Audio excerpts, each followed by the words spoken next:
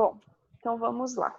Eu vou falar um pouquinho das leis ponderais. O que é isso, tá? Na química, as leis ponderais, ela inclui duas leis. Ela inclui a lei de Proust e a lei de Lavoisier. As duas deram grande contribuição para o avanço da química como ciência. Por quê? Porque elas introduziram o método científico, tá? Então, isso é importante a gente estar dizendo, que tanto uma lei quanto a outra tiveram grande contribuição, principalmente por ter introduzido o método científico à química, tá? As leis ponderais, elas foram postuladas ali por meados do século XVIII, tá? Sendo essenciais para os estudos de cálculos estequiométricos, então foi essencial para o estudo da estequiometria, que a gente já estudou parte da estequiometria, né? E das outras teorias postuladas que vieram lá na frente, que a gente vai ver ainda as teorias que foram originadas dessas leis de Proust e de Lavoisier. E elas também estão relacionadas com as massas dos elementos químicos dentro das reações. Então, por isso que é tão importante os cálculos estequiométricos, porque a gente sabe que para qualquer reação química, a gente começa fazendo balanceamento estequiométrico, balanceando o número de mols dentro de uma reação para equilibrar o número de mols relacionando com a massa de cada um deles, tá? Bom, aí vamos falar diretamente então dessa lei de Lavoisier. O que vem ser essa lei de Lavoisier, então, tá? A lei de Lavoisier, ela também é chamada de lei da conservação das massas.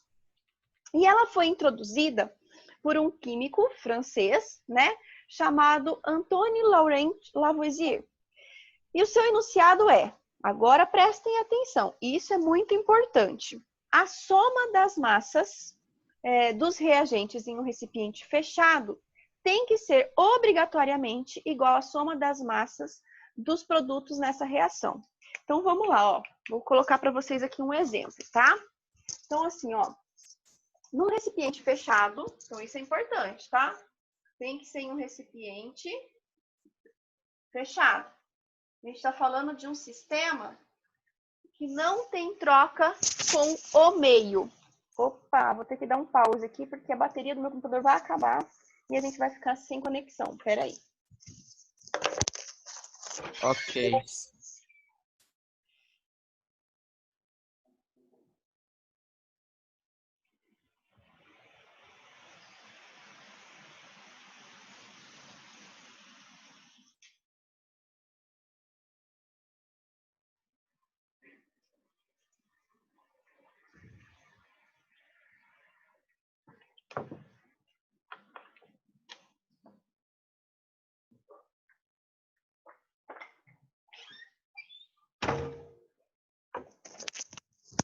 Prontinho.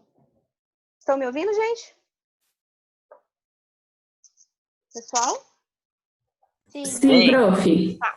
Então, vamos lá. Em um recipiente fechado, tá? Um sistema fechado, ou o que é isso? Não há troca com o meio. Ele fala que... Oi? O prof, o Breno tá O Breno falando pra você aceitar ele. Ué, não tá aparecendo pra mim aqui? Ah, apareceu agora. Já aceitei. Então, o que fala, tá? Vou colocar um exemplo aqui para vocês, uma reação bem simplesinha, que é a formação da amônia. Ó, N2 mais 3H2 forma 2NH3. O que está acontecendo? Vocês estão vendo, então, aqui, ó, que eu tenho um N2, 3H2 e eu tenho 2NH3. Esse número maiorzinho que tem aqui, esse é o que está fazendo o meu balanceamento, é o meu coeficiente estequiométrico. Então, eu tenho aqui 1 para 3 para 2. E o que ele diz? Que a somatória das massas tem que se manter constante, não é? Então, eu tenho aqui, ó, 2 vezes 14, que é 28 gramas, tá? Mais 3 vezes o 2, que é 6 gramas. 3 vezes o 2, que é 6 gramas. Então, no lado dos reagentes, tá? no lado dos reagentes, eu tenho 28 com mais 6, eu tenho 34 gramas de solução, tá? E aí, tem que estar igual do outro lado. Como que eu sei que está igual? Ó, eu tenho 14 mais 3 vezes 1. 14 mais 3 vezes 1 é 17, certo? Só que eu tenho duas moléculas. Então, 17 vezes o 2, eu tenho aqui 34 gramas. Isso prova para mim o que Lavoisier disse, que a somatória das massas dos reagentes é igual à somatória das massas dos produtos. Mas qual que é a condição para isso acontecer? Que seja em um sistema fechado. E o que é o sistema fechado? Não tem troca de energia com o meio. Entenderam essa parte? Sim, prof. Tá. Então, vamos lá, ó. Então, a soma das massas das substâncias dos reagentes em um recipiente fechado sempre vai ser igual à soma das massas dos produtos na mesma reação, tá? Então, essa frase, ela fica bem condizente com uma frase muito famosa que foi dita por Dalton lá atrás, que é a seguinte: na natureza, nada se cria, nada se forma, mas tudo se transforma. Então, isso aqui vem bem certinho se aplicar com aquela teoria de Dalton lá, que na natureza nada se cria, nada se forma, mas tudo se transforma. Então, essa frase, ela está bastante inspirada na lei da conservação das massas, que é essa lei proposta por Lavoisier. Então, ele descobriu que nas reações químicas os elementos não desaparecem. O que acontece? Acontece um rearranjo dos átomos, tá? Então, ocorre uma recombinação atômica formando novas moléculas. Então, eles são rearranjados e se transformam em outros elementos. Não significa que eles estão desaparecendo, que eles estão sumindo, certo? Tranquilo? Tranquilo. Ótimo. Então, a experiência realizada, então, por Lavoisier ocorreu quando ele fez a transformação do mercúrio em contato com o oxigênio, e aí ele conseguiu formar óxido de mercúrio. Então, ele descobriu, fazendo uma reação bem simplesinha, que foi essa daqui, ó. Vou mostrar para vocês como que foi a reação que ele fez, que ele descobriu a sua lei. Então, ele pegou aqui o mercúrio metálico, tá? No estado sólido, e reagiu com o oxigênio da atmosfera, e aí ele formou HgO. Como a gente tem 2 oxigênios aqui, tá? E aqui eu só tenho um oxigênio, eu preciso pôr um 2 aqui na frente. Quando eu coloco um 2 aqui na frente, eu preciso balancear e colocar um 2 aqui na frente também. Então, essa é a minha reação de formação do óxido de mercúrio, e é a transformação que fez com que Lavoisier experimentasse a sua teoria, tá? Então, Lavoisier foi fazendo vários experimentos e ele foi analisando as massas dos reagentes e dos produtos nas suas reações químicas. E aí ele conseguiu perceber, ele conseguiu constatar que as massas dos elementos envolvidos, após reagirem, são constantes. Ou seja, o que ele concluiu? Que a reação possui a mesma massa inicial e a mesma massa final. Então, a lei de Lavoisier, ela vai se aplicar para todas as reações químicas que ocorram em recipientes fechados. Ok? Tranquilinho? Tá. Acho que a de Lavoisier era só isso que eu tinha para falar para vocês. Então, vamos lá para Proust agora. Proust, ele... a gente vai falar, então, agora da chamada lei das proporções constantes, tá? Então, também foi postulada por um francês, tá? E o enunciado dessa lei é o seguinte, vamos lá. Uma determinada substância composta é formada por substâncias mais simples, unidas sempre na mesma proporção em massa. Então, independente da substância, uma substância composta, vamos colocar aqui para Proust agora, tá? Continuamos em um sistema fechado. Vou pegar a mesma reação que a gente pegou aqui para Lavoisier, só que eu vou colocar agora o que Proust disse. Então, independente da reação química, uma substância composta, isso é uma substância composta formada por dois tipos de elemento, sempre é produzida por duas substâncias ou mais substâncias simples, tá? E independente da proporção, independente da substância, seguem as mesmas proporções. Por quê, quando eu coloco 2 mercúrios aqui, se eu resolver colocar 4 mercúrio aqui, toda a minha reação dobra. Tudo que está dentro da minha reação, ela dobra.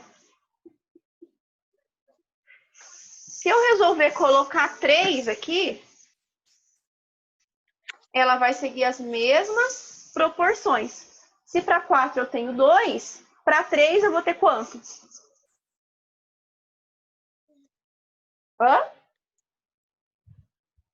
E aí? 1,5. Isso. O2. E aqui eu vou ter 3 HG. Então, sempre vai manter as mesmas proporções. É isso que Proust disse, tá? Então, da mesma maneira, Proust, ele fez o quê? Ele realizou uma série de experimentos, tá? E constatou que as massas dos elementos envolvidos nas reações químicas são proporcionais.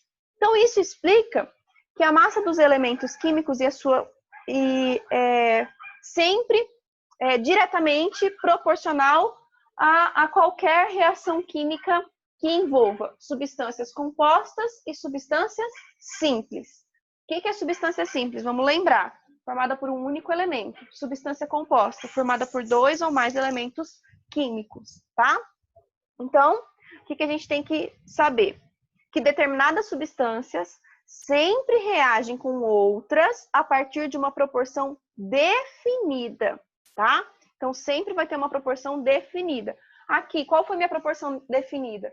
Essa minha reação em preto aqui, que eu fiz o balanceamento estequiométrico e essa é a minha proporção inicial. Tá? Então, isso aqui é a minha proporção definida. A partir daí, todas as outras vão seguir as mesmas proporções.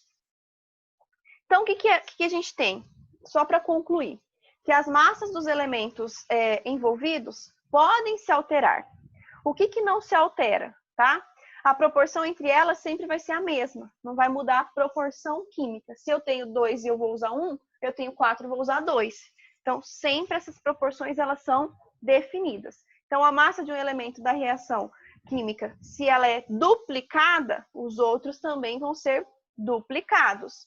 E isso explica bem certinho a necessidade do balanceamento das reações químicas e os seus cálculos estequiométricos, né?